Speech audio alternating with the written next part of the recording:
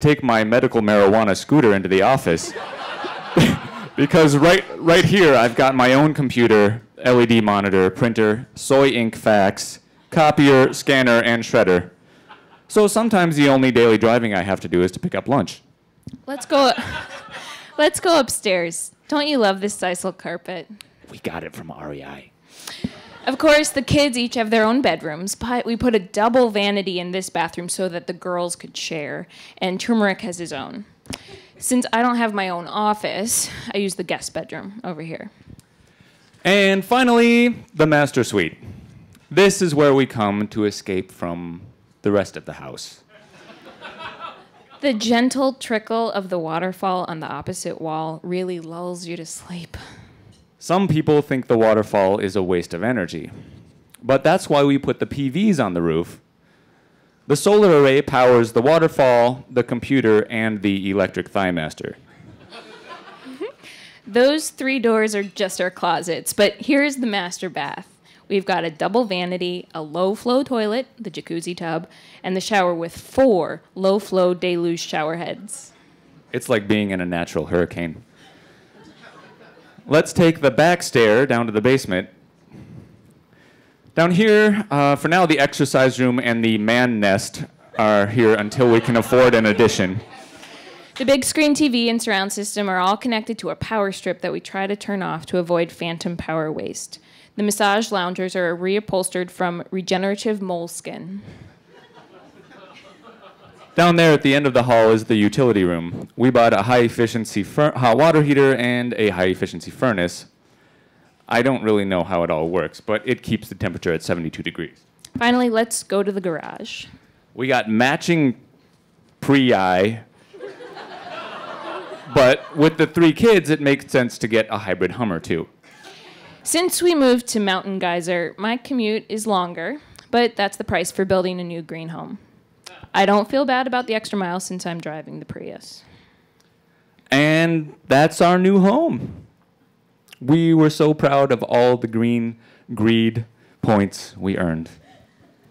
We're excited to see how our home is helping the earth. So let's look at the results. Should I go sit down? Yeah. Okay, you ready? This is how we did. We are so helping the earth. Okay, price per square foot. Oh. Okay. Well, but we knew that. We kind of knew that was going to happen. Green costs more, right? It's about 15% more, Yeah. isn't it? Energy, how about that? That's going to happen. Oh. Let's go to carbon. Yeah, let's just keep going. Damn. Okay, so we did everything right. We got the regenerative moleskin chairs, but it didn't work. Every car we have is a Prius or a hybrid. I know.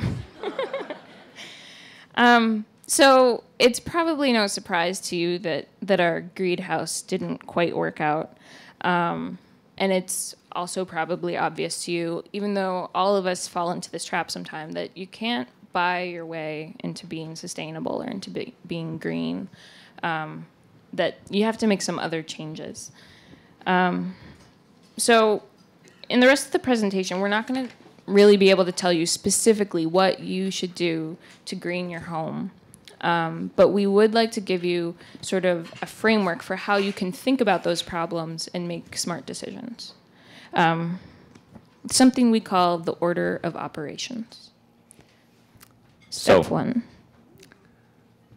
Decision making. The first one in the order of operations is what we're calling lessify. Reduce your demand. Pretty straightforward. Second step is maximize. Once you have a small demand, you want to meet it as efficiently as possible using as few resources as possible.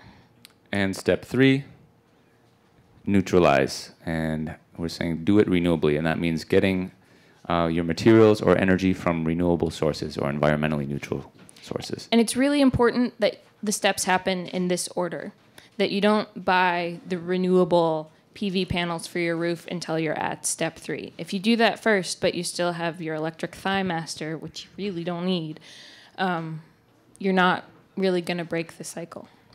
So we wanted to go through a couple examples to just show you how we approached it, and then we're going to invite you to participate in another one. So, first one's heat. It's a big issue if you live in Minnesota, as I suppose most of you do. It's the biggest energy suck in all of our homes. So, step one, how can we lessify? We're just going to go ahead and present these. So, to lessify, you can wear more clothes. You can turn down your thermostat. Better yet, get a programmable thermostat, one that cuts down the heat at night. Put more insulation on your house. Keep the heat inside your house. Put more insulation on your roof. Seal up any drafts or leaks in the house. Run around with a caulk gun. If you're designing a house, design it for optimum use of passive solar capture. Or live in a smaller house if you have the option. Go ahead. Mm-hmm. Oh. So we're buying a furnace. Our furnace just broke 2 days ago. Okay. And we're with you, man. In lessifying, there are so many cost-benefit analyses that you could do. Does our house need insulation? I don't know. There's some insulation in the attic. Is it enough?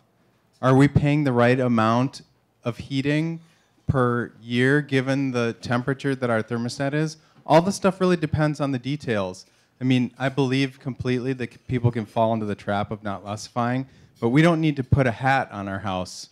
We need to put insulation in it, or not. I don't know. We have drafty windows. Melissa put some plastic on them, but is that the wrong thing to do? Some people have told us that if you tighten up your house too much, that actually can also be bad. So there are a whole host of really detailed issues You're absolutely that right. have to be gone into in some way. You're absolutely right. What we're trying to say, first of all, is that this is the order of operations. So if you know you have drafts or leaks, those are the first things you want to do to get your energy use down. Of course, it brings in a whole set of other issues, but we'll get to that in a second. And we're going to talk later about some really specific things that might help you personally in terms of figuring out what the cost benefit for you, like figuring out, do I need insulation? Is it just about the furnace? Where are my problems? Who can tell me the answer to these things? We're going to talk about some of that later. But also the short answer to the problem of, are you tightening your house too much by putting the plastic stuff on your windows? You are not. If your house is so drafty that the plastic stuff helps, that's a good idea. There are problems with new construction. If you build it too tight and you don't have appropriate ventilation, that's an issue. But short answer, do put the plastic on your windows. Okay. Step two. Step two. So we've reduced our demand for heat as much as possible. Next step is to maximize, to meet our new demand as efficiently as possible. So that means buying a new efficient furnace with the highest efficiency you can, or a boiler if you have radiators. It could mean buying a heat recovery ventilator, which is a device that takes the heat from the exhaust air from your house and uses it to preheat the incoming air. Especially appropriate for tight houses. Yes. Or you may want to hire a design professional or an engineer to really look at your specific house, at your specific situation, and figure out what the best solution is customized for you. And then lastly, the neutralize step, getting your resources from renewable sources. So start with PV if you have electric or electric heat. Put solar thermal panels on your house to augment your heating, or use biofuel, a renewable resource. And you'll also notice when you go through the order of operations, the most options are in the lessify category, and the easiest options are in the lessify category. And they tend to have the biggest impact as well. So you may not be able to afford a solar panel tomorrow, but you probably have a hat. Yeah, Shana. Maybe I'll get into this later. My question is about wind power. My understanding is that the utilities are obligated legally to spend a certain amount of money or put a certain amount of resources toward developing wind energy. So if homeowners are signing up for extra wind credits or whatever that is that actually doing anything, or is it just going to their bottom line profit and their? I don't know that the specific details of that. What we have decided in the office essentially is that they would not be able to just sell those credits and not actually be sourcing that wind stuff. You know what I mean? Sourcing a certain percentage of their power from wind as they are mandated to do by the state. So when you are purchasing wind source power, you're buying wind source power. You know, so it's a step in the right direction for now, you know. And that this is also, we're presenting these things with the caveat that this is given the current system, okay? A lot of these things will be turned on their head once we get to an all solar powered energy grid, for example. You know, as to when that actually happens, we don't know. But given the current system, what you can do today, right now, this is the kinds of things that we're recommending. Does that make sense? So we're going to run through one more just to drill this order of operations into your head quickly. And that's for irrigation, so switching from energy to water. Irrigation is the biggest use of residential water in the country. So let's lessify it. You can let it die. Water less often. Water less often, and keep what lives. You can xeriscape, meaning, which is a fancy word for plant things that grow without needing extra water. You can have a smaller yard, or we don't necessarily endorse this final option, but you could pave it, and that would require less water. Step 2, maximize. Water at night, so you don't lose as much from evaporation. More goes into the plants. Step 2, use a high-tech programmable or rain sensing irrigation system with underground water delivery. So more water stays in the soil. And then to neutralize the effect of irrigation, you can use collected rainwater like you might see in a rain barrel, or use gray water, which could be a formal system or just your personal collection of water that you've already used for something else to water the plants. So we're going to go on to one more, and we're going to ask for your input on this one. This is a non-building example, because this order can be applied to just about anything in your life. But it's hard, this one. So we need your help. Dan's going to try to do some reverse Pictionary, and we're going to ask you to help us reduce the impact of coffee.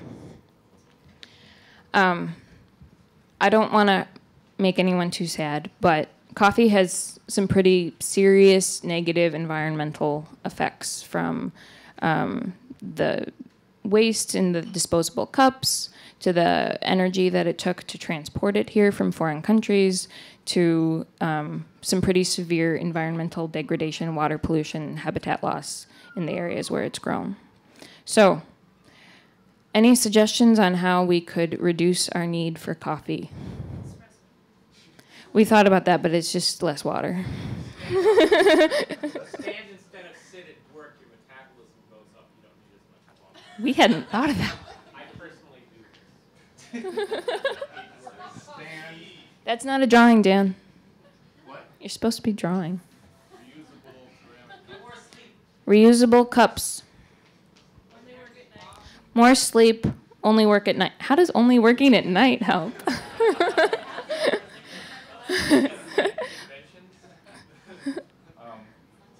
Reusable mug. Reusable mug, okay. Make coffee at home more than Okay. Make it at home. instant coffee. Tea. Ketchup.